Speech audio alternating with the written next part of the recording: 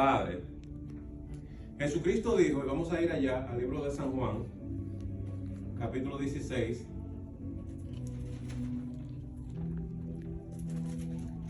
Que todo lo que nosotros pidiéramos al Padre en su nombre, Dios lo hará o nos lo dará.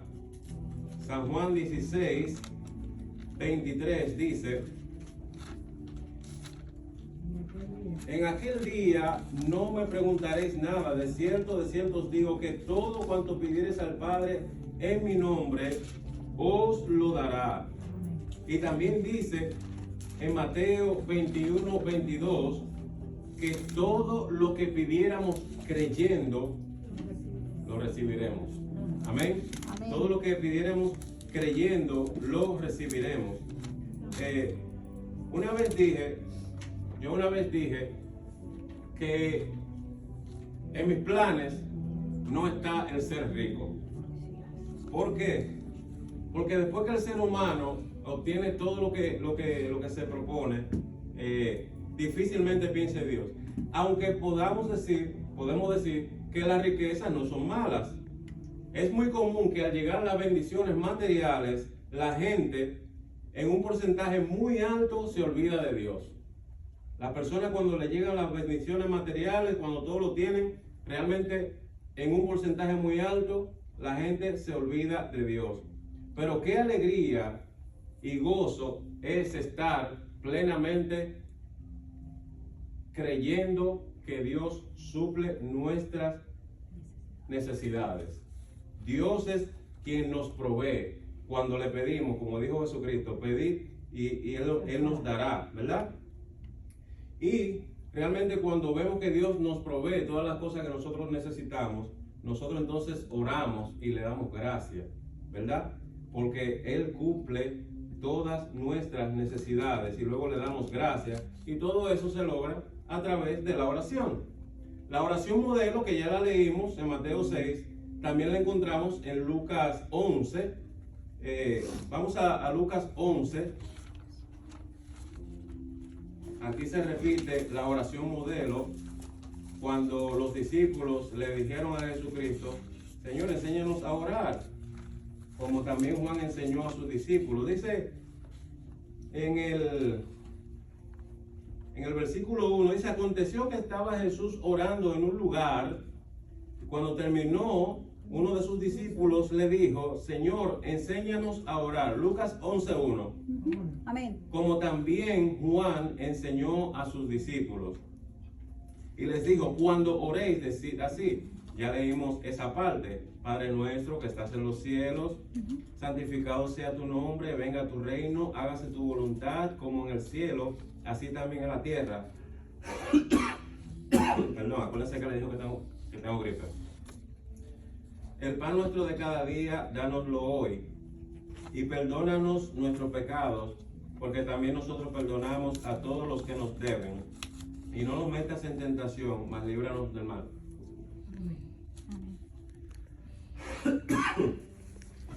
Claramente vemos aquí en el libro de Lucas, cuando el Señor enseña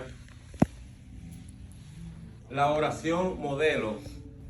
Y realmente debe ser un anhelo nuestro aprender a orar, porque muchas veces nosotros llegamos a conocer al Señor Jesucristo, nos convertimos y no nos enseñan a orar.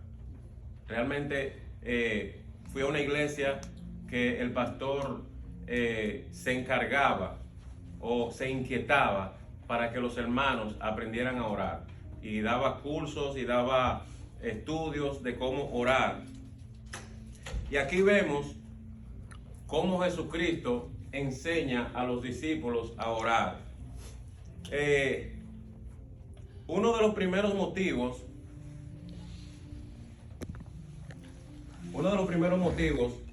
que tenemos para orar es para que Dios haga lo imposible, lo que es imposible para nosotros, porque no hay nada imposible para Dios. Por ejemplo, matrimonios. Por más que nosotros nos afanemos, cuando las cosas andan mal en el matrimonio, tenemos que acudir a Dios en oración para que Él restaure los matrimonios. Nuestros hijos, podemos darle la educación más excelente a nuestros hijos, y a veces los hijos se nos desvían por un lugar donde no queremos, y ya cuando escapa de nuestras manos tenemos que ir en oración a Dios. La salud, aquí ponemos peticiones por oración, peticiones de oración por salud. Yo una vez dije que nuestra vida de oración muchas veces está limitada. ¿Está limitada en qué sentido? De que muchas veces oramos por orar, muchas veces, como dice Raiza, por cumplir. Pero realmente cuando llega un problema de salud, vemos como la gente se desespera y dice en las redes, una cadena de oración porque le encontraron cáncer a un familiar. Mi mamá recientemente venció el cáncer con la ayuda del Señor. Entonces esas son cosas que nosotros tenemos que llevarlas a Dios en oración. ¿Por qué? Porque el Señor Jesucristo hizo un milagro de oración. El Señor Jesucristo pasó todo su ministerio de los 3 años y medio sanando enfermos. Y un ejemplo de eso lo podemos ver en el libro de San Juan, capítulo 9. San Juan 9 habla de un milagro que el Señor Jesucristo hizo allí que me llama poderosamente la atención. San Juan 9, 1 a 3 dice: al pasar Jesús vio a un hombre ciego de nacimiento y le preguntaron sus discípulos diciendo: Rabí, ¿quién pecó, este o sus padres, para que haya nacido ciego? Respondiendo Jesús: no es que pecó este ni sus padres, sino para que las obras de Dios se manifiesten en él. Amén.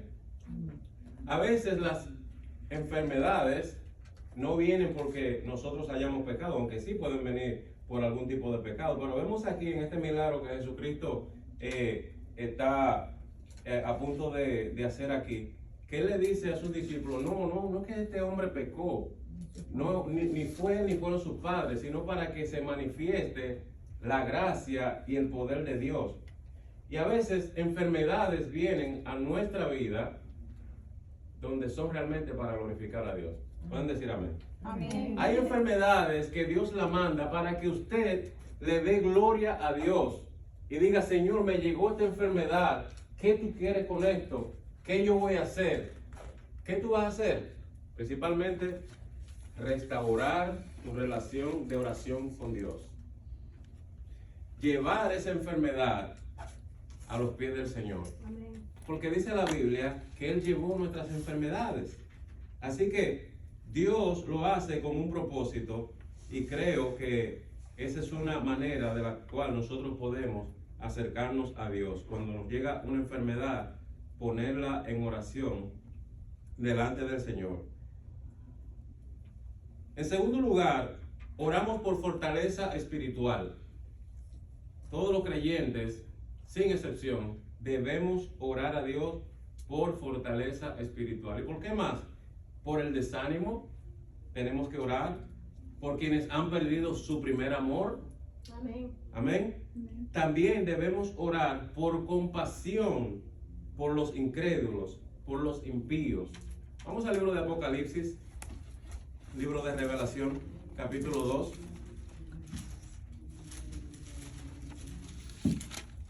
Apocalipsis 2, aquí la Biblia está hablando a una iglesia que se llama Éfeso. Y en el versículo 4 dice la Biblia: pero tengo contra ti que has dejado tu primer amor. ¿Qué es el primer amor? Lo voy a definir rapidito. El primer amor es ese gozo, esa efervescencia que todo creyente trae cuando se convierte al principio. Que quiere estar en todas las cosas de la iglesia, que quiere ir a los viajes, que quiere estar en las cosas del Señor. Pero inmediatamente llegan las pruebas, inmediatamente llegan las aflicciones, llegan los conflictos, ese amor empieza a bajar y a bajar, hasta que llega el punto donde dice el versículo 4, que tengo contra ti que has dejado tu primer amor. Has dejado esa comunión has dejado esa entrega con el Señor. Así que ese es un motivo por el cual también nosotros debemos de orar por aquellos quienes han perdido su primer amor. ¿A quién les ha pasado que ha perdido su primer amor? Este que está aquí. Este que está aquí. No puedo decir a todos, pero particularmente a mí, yo he dejado mi primer amor. ¿Por qué? Porque cuando conocí al Señor Jesucristo a los 16 años, estaba envuelto en los retiros, estaba envuelto en canto, estaba envuelto en tantas cosas.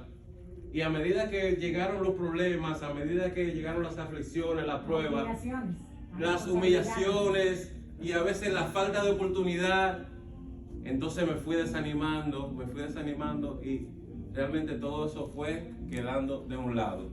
Pero Dios nos da oportunidad, nos da el chance ¿de qué? De que nos arrepintamos y que retomemos el primer amor. Sí se puede. Hermano, yo dije obligaciones, porque cuando se es joven no tiene más nada, pero ya cuando llega hay responsabilidades que también tienen que ir a la par de aquello, no. Es cierto, pero el primer amor no habla simplemente para el que se convirtió joven, habla para el que se convirtió. Amén. Para el que le entregó su vida al Señor, ya sea de 16 años como yo, o ya sea de 20 y pico, o ya sea de 40 y pico, siempre que la persona se convierte, entre esa efervescencia, entre ese ánimo, y que vamos, ¿dónde vamos? Allá en la República decimos, no, que vamos para el viaje de La Vega, no, anótame ahí, ¿cuánto son 100? Ponga los 100 ahí, y nos vamos, pero llega el momento de que llega la realidad, que tenemos que afrontar las pruebas. ¿Y por qué? Porque a veces descuidamos nuestra vida de oración. El número 3, ¿por qué también debemos de orar? Debemos de orar por los ministerios de la iglesia. Y me gozo porque esta mañana Raiza puso una foto de los motivos de oración. Y realmente cuando vi la publicación de Raiza en el grupo, precisamente yo estaba pasando las notas, las estaba pasando a otra página, y cuando mira, Raiza y yo estamos conectados. Así que sí, hermanos, en el número 3, debemos de orar por los ministerios de la iglesia, debemos de orar por las misiones, debemos de orar por perseverancia, debemos orar por espiritualidad y santidad de la iglesia. Como estaba predicando el pastor aquí, que en West Virginia la iglesia tenía un descrédito, un mal testimonio, que los de afuera decían, no, en esa iglesia lo que viven matando. Entonces nosotros como creyentes debemos de orar, lo voy a subrayar aquí, orar por la santidad y espiritualidad de la iglesia. Libro de Efesios, capítulo 6. Vaya conmigo al libro de Efesios, capítulo 6. Donde Pablo llama a los hermanos a orar por su ministerio. Efesios 6, 2 versículos 18 y 19 dice: orando en todo tiempo, con toda oración y súplica en el Espíritu, y velando en ello con toda perseverancia y súplica por todos los santos, y por mí, a fin de que al abrir mi boca me sea dada palabra para dar a conocer con denuedo el misterio del Evangelio. Ahí está, orar por los ministerios. Pablo pedía oración por su ministerio, para que el Señor le diera la facilidad, le diera las palabras que él tenía que hablar. Cada creyente, cada hermano que se prepara necesita un respaldo en oración. El pastor necesita un respaldo en oración. El pastor Leo, el pastor Nance, los misioneros necesitan respaldo en oración. Y esa es una área que nosotros lamentablemente la hemos descuidado. Y no crea que es aquí nada más, pasa en todas las iglesias. Este siervo que está acá ha caminado un montón de iglesias. Y yo he ido a tiempo de oración donde a veces nada más estamos Denise y yo. Tiempo de oración de la iglesia establecido, donde nada más van 3. Y nos volvemos religiosos, porque vamos fielmente el domingo, pero por cualquier razón nos quedamos el tiempo de oración. Y dice la Biblia que en la iglesia primitiva, los hermanos tenían un tiempo de oración, un día de oración, una hora de oración, donde la iglesia se reunía. Yo no sé si recuerdan ustedes haber leído allí en el libro de Hechos, cuando Pedro estuvo preso, la iglesia estaba reunida orando. Y el Señor contestó oración, porque oraban por Pedro, y el Señor libró a Pedro. Y todo eso porque la iglesia oró para que Dios hiciera lo imposible, lo que era imposible para ellos. Entonces, en el cuarto lugar, en el número 4, también debemos orar para que Dios nos libre de nuestros principales enemigos en la vida cristiana, como nos enseñaba el pastor Leo en la clase que tuvimos recientemente en la escuela dominical, que son el mundo, el diablo y la carne. Dice la Biblia aquí en el libro de Lucas, que ya lo leímos, la oración modelo, que al final dice: y líbranos del mal. ¿Pero de qué mal? ¿De morir? No, hermanos, todos vamos a morir. Incluso los discípulos, a excepción de Juan, todos murieron asesinados. Y nosotros, si Él no viene al arrebatamiento, si Jesucristo no regresa, vamos a morir también. Pero ¿qué habla en Lucas 11 al final? Líbranos del mal, líbranos del mundo, del diablo y de la carne, del yo. Eso es lo que enseña aquí en el libro de Lucas. Ese es el mal que nos llama a nosotros pedir en oración a Dios para que nos libre del diablo, de la carne y del mundo. Pero en quinto lugar, también debemos orar para que Dios resucite a los muertos. Y quizás usted dirá: el hermano Papo ya está hablando cosas raras. Para que el Señor resucite a los muertos. Usted me dirá: ay, hermano Papo, ya Dios no resucita a los muertos como antes. Los muertos espirituales. Sí, los muertos espirituales. Amén. Realmente, antes la gente oraba, o ciertos ejemplos vemos en la Biblia de hombres que oraron para que un muerto recibiera la vida. Vemos el caso del profeta Elías, que resucitó a un muerto. Pero ¿qué dice la Biblia en el libro de Efesios?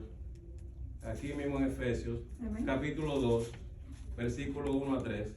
Dice: y Él os dio vida a vosotros cuando estabais muertos en vuestros delitos y pecados, en los cuales anduvisteis en otro tiempo, siguiendo la corriente de este mundo, conforme al príncipe de la potestad del aire, el espíritu que ahora opera en los hijos de desobediencia, entre los cuales también todos nosotros vivimos en otro tiempo en los deseos de nuestra carne, haciendo la voluntad de la carne y de los pensamientos, y éramos esclavos, y éramos por naturaleza hijos de ira, lo mismo que los demás.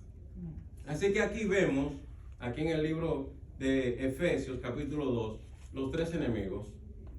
En el libro de Efesios, aquí en esta lectura, desde el 1 al 3, vemos los tres enemigos que estaba enseñando el pastor Leo: el mundo, el diablo y la carne.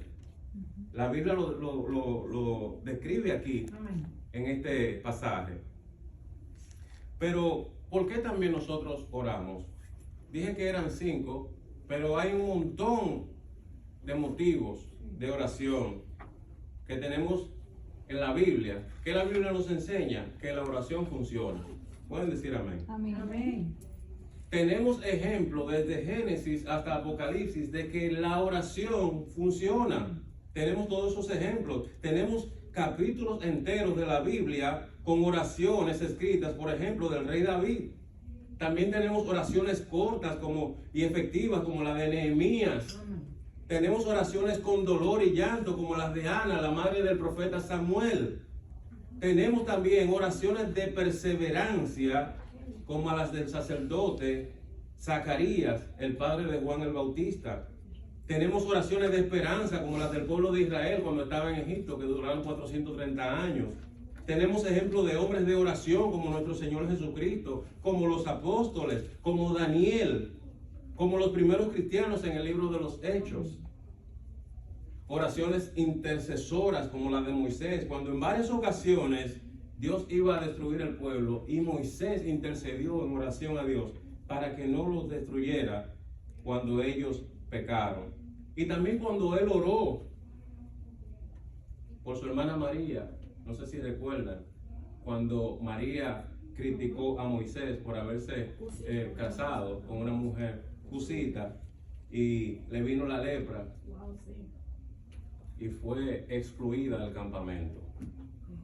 Y su hermano Moisés, quien fue al que ella murmuró, oró a Dios para que Dios le quitara la lepra. Pero también oramos a nuestro Dios porque es un mandamiento. Es un mandamiento tal como ir por todo el mundo y predicar el evangelio. Es un mandamiento como el que predicaba el pastor, que nos amemos unos a otros como nosotros mismos, que amemos a nuestro prójimo. Y ese mandamiento está en el libro de Primera de Tesalonicenses, capítulo 5, versículo 17, que dice: orar sin cesar. Así que es un reto para cada uno de nosotros de que retomemos nuestra vida de oración. No simplemente aquí en la iglesia, sino en nuestros hogares. No seamos de los que dicen: ah, no, yo no voy al culto de oración, pero yo oro en mi casa. Yo no oro en mi casa. O sea, de que yo voy a agarrar y que de 6:30 a 7:30, de que no, te puedes orar con los hermanos. Este que está aquí no lo hace. Que debería hacerlo. Debería hacerlo. Yo tengo mi tiempo de oración y de lectura bíblica, pero hay un momento, hay una hora que la iglesia se reúne. Como dijo Jesucristo, mi casa será llamada casa de oración. Así que es un reto, hermanos, de que nosotros en el día de hoy propongamos en nuestro corazón acercarnos más a Dios en oración, de apoyar los ministerios, de apoyar los cultos, de respaldar al pastor Leo. Ya veo cuán difícil es hacerlo todo, muy difícil. Así que la carga que tiene el hermano Leo es muy grande y agradezco a Dios por él. Y también agradezco que él ha tenido la confianza de ponerme aquí al frente a un desconocido de San Pedro de Macorís y ha venido a humildemente hacer la obra que Dios nos ha puesto en las manos. Así que puesto de pie, vamos a terminar en oración. Les dije que vamos a terminar temprano y espero que esto que hemos recibido en este día, en esta mañana, lo pongamos en práctica durante este día y toda la semana. Bendito Padre, te bendecimos y te agradecemos, Señor, porque una vez más nos has ministrado en nuestros corazones. Gracias, Padre, porque nos diste la oportunidad de venir acá a tu casa. Señor, dice tu palabra que es mejor un día en tu casa que 1000 fuera de ellos, Señor, y nos alegramos de venir y de tener comunión con los hermanos y de gozarnos, Señor, en tu casa. Te rogamos que acompañe a cada hermano que va a salir hasta su hogar o hasta su destino, que usted le acompañe, Señor, y que conserves el gozo en nuestros corazones de saber que tú eres nuestro Dios, Señor, y que nos has salvado, que aún sin merecerlo, Señor, tuvo compasión de nosotros. Te rogamos que nos des buen ánimo de presentar a Jesucristo a aquellos que no te conocen y seguir testificando de Jesucristo y seguir testificando y proclamando su nombre, enseñándole al mundo, Señor, que todavía tú puedes salvar a aquellos que se acercan a ti por fe. Gracias, Padre, porque todavía tú sigues salvando almas. Bendícenos, Señor, y queda con nosotros en el nombre de Jesús. Amén. Gracias.